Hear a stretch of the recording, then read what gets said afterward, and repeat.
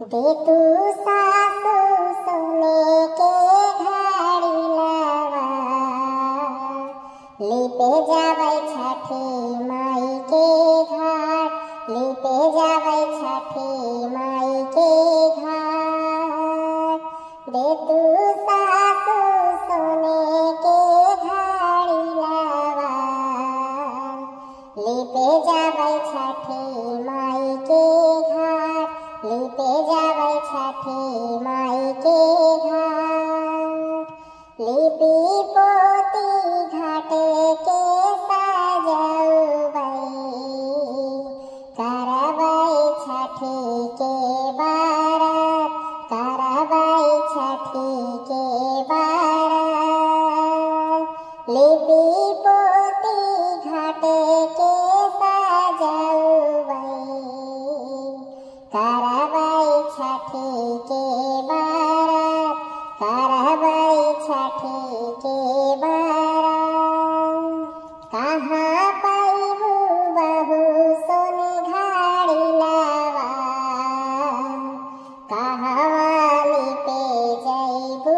घाट कहवा लिपे जैबू घाट कहाँ पैबू सोने के घड़ी लवा कहवा लिपे जैबू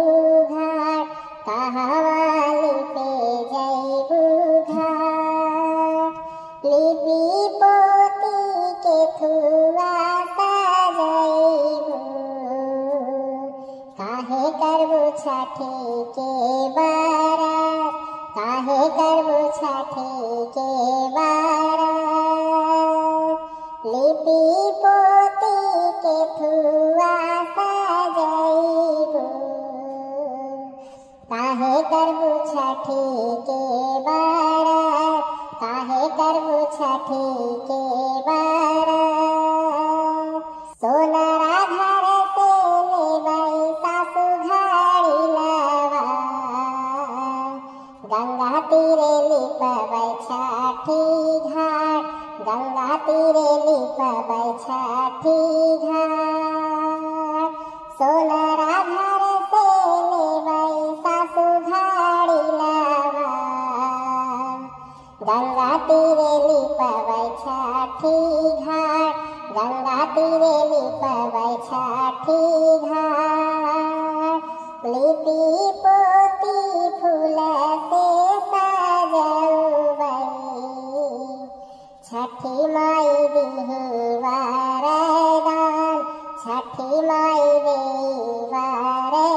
वरदान लिपि पोती फूल से सजौबै छठी माई देही वरदान छठी माई देही वरदान पहिले दिन खिरिया बनौबै भोगवा लगौबै केला के पात भोगवा लगौबै केला के पात पहिले दिन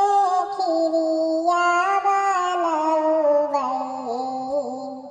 भोगवा लगौबै केलावा के पात भोगवा लगौबै केलावा के पात दूसरे दिन देवैया रघिया तीसर दिन मंगबै वरदान तीसर दिन मंगबै वरदान दूसरे दिन देवैया रघिया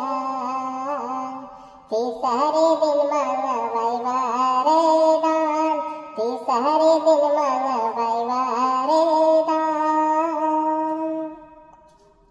गैया के दूध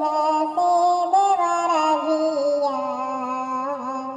छठी मैया दिहे वरदान सूरज देव दिहे वरदान